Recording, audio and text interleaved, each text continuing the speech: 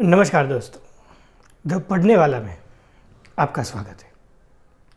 दोस्तों, अगर आप इस चैनल पर पहली बार विजिट कर रहे हैं तो मैं दरखास्त करूंगा कि आप जो मेरा डिस्क्लेमर वाला वीडियो है वो एक बार ज़रूर देख लें।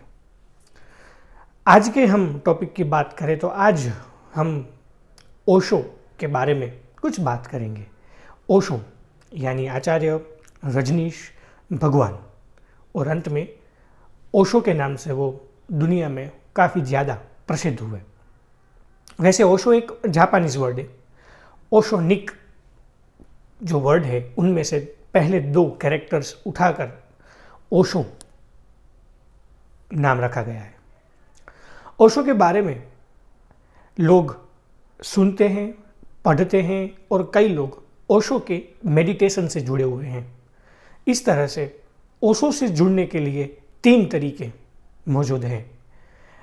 1990 की साल में ओशो ने हमारे बीच में से विदाई ले ली है, लेकिन आज भी ओशो, बल्कि मैं तो ये कहूँगा कि सोशल मीडिया आ जाने के बाद ओशो की जो फैन फॉलोइंग है, जो यूथ में ओशो का क्रेज़ बढ़ा है, वो भी देखने लायक है। तो ओशो के बारे में कुछ ऐसी बातें करते हैं जो शायद आपको नहीं पता होगी। ओशो भारत के मध्य प्रदेश के छोटे से गांव में एक जन्मा हुआ बच्चा, जिसकी जन्म कुंडली में लिखा था कि 21 साल तक ओशो की उम्र में हर 7वें साल मृत्यु का योग है।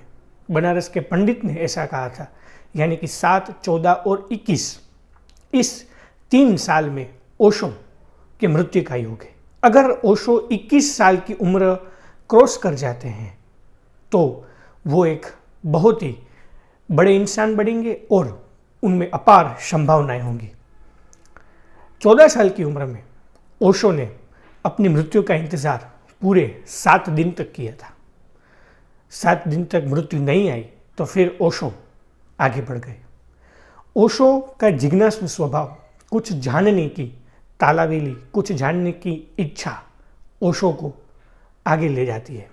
ओशो जब 11-12 साल के थे तब मृत्यु क्या है, इंसान का मृत्यु के बाद क्या होता है, कौन सा जीव उसे मिलता है, आगे का जीवन क्या होता है, इन सब में ओशो इतने गहरे उतर गए थे कि वो रात को स्मशान में जाया करते थे और मृत्यु के बाद की जीवन की संभावना को तलाशते थे। अगर 21 साल में कहा जाता है कि ओशो को संबोधि की प्राप्ति हुई, और संबोधि की प्राप्ति के बाद ओशो ने कहा कि अब मुझे कोई भी किसी भी चीज़ वस्तु की तलाश नहीं है। हालांकि संबोधि की प्राप्ति होने के बाद भी ओशो ने सागर यूनिवर्सिटी से अपना मास्टर यानी कि अनुस्नातक की डिग्री कंटिन्यू रखी और फर्स्ट क्लास गोल्ड मेडल से वो डिग्री उन्होंने प्राप्त की। उसके बाद हम बात करें तो ओशो दर्शन, तर्क, अध्यात्म, मेडिटेशन, इन सारे फील्ड में प्रवचन करते गए। सबसे पहले ओशो ने लोगों को आकर्षित किया हो तो वो अपने प्रवचन से किया। प्रवचन की इतनी शक्ति, प्रवचन में इतनी महारत हासिल कर ली थी कि ओशो के बारे में और ओशो के मुख से आप कभी नहीं सुनोगे कि मेरा कहने का मतलब ये था, मैं ये कहना चाहता था, ओके सॉरी, मैं ये नहीं कहना चाहता था। इस तरह के कोई भी एक्सक्यूज़ ओशो में नहीं देखने को मिलते। इसी वजह से अगर हम बात करें तो 600 से भी ज़्यादा किताबें इंग्लिश और हिंदी टाइटल में आज पूरे विश्व बाजार में उपलब्ध हैं। ट्रांसलेट लैंग्वेज की बात करें तो ये आंकड़ा और भी बढ़ेगा। वो सारी किताबें ओशो के नाम से बिकती है, लेकिन ओशो ने उनमें से एक भी किताब बैठकर नहीं लिखी है।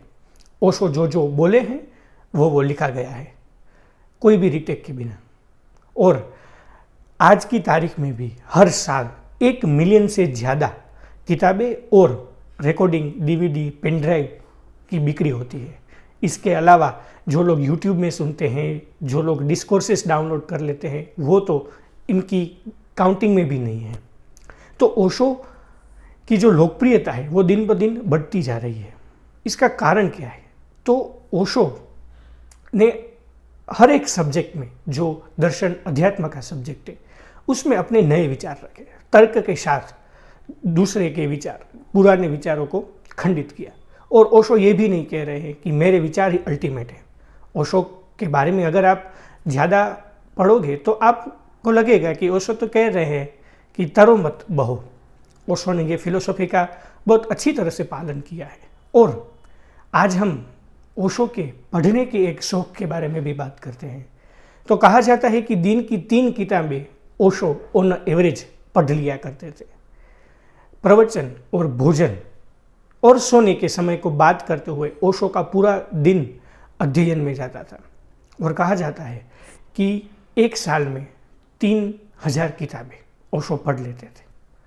अगर हम उनकी पूरी आयु की किताब की काउंटिंग करें तो करीबन 1 से 1.5 लाख के बीच में वो फिगर बैठता है। एक आदमी ने इतना सारा पढ़ा, उसके बाद 12,000 घंटे की रिकॉर्डिंग इंग्लिश और हिंदी में आज ऐसे विषय में उपलब्ध हैं जो विषय के बारे में दुनिया में कई लोग सोच भी नहीं सकते। ऐसी एक प्रतिभा भारत के छोटे से गांव में पैदा हुई, कई विवादों के साथ भी जुड़ी। अमेरिका गए, यूरोप में उसका बहुत सारा प्रभाव पड़ा। उसके बाद वे भारत आते हैं। पुणे में उसका एक इंटरनेशनल आश्रम है। भारत के कई छोटे बड़े शहरों में ओशो के मेडिटेशन के कैंप लगते हैं, लोग जुड़ते हैं, लोग ओशो के कोटेशन से जुड़ते हैं, ओशो के स्टेटस से भी जुड़ते हैं और ओशो को समझने का प्रयत्न करते हैं। और उनमें से थोड़े लोग ओशो की जो फिलोसॉफी है वो अपने अंदर भी उतारने का प्रयत्न करते हैं।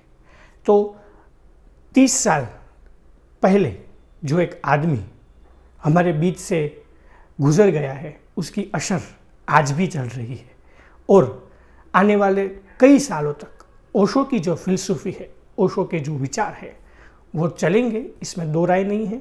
अगर आप ओशो के साथ नहीं जुड़े हैं तो मेरा यह कहना है कि पहले आप ओशो के प्रवचन सुनिए, उसके बाद आप ओशो के ट्रैक में आगे बढ़ते ही जाएंगे। ये मुझे कहना भी नहीं चाहिए क्योंकि ओशो की कुछ बात ही निराली है। तो दोस्तों, आज के ये वीडियो में इतना ही। अगर आप ओशो के बहुत बड़े फ़ैन हैं, अगर आप ओशो के फ़ैन को जानते हैं तो उन तक ये वीडियो ज़रूर पहुंचाएं, क्योंकि ओशो के बारे में कुछ न कुछ लोग जानते ही हैं, चाहे वो पॉजिटिव हो या फिर नेगेटिव हो। तो दोस्तों, आज के लिए इतना ही। फिर मिलेंगे अगले वीडियो में। तब तक के लिए देखते रहिए द पढ़ने वाला।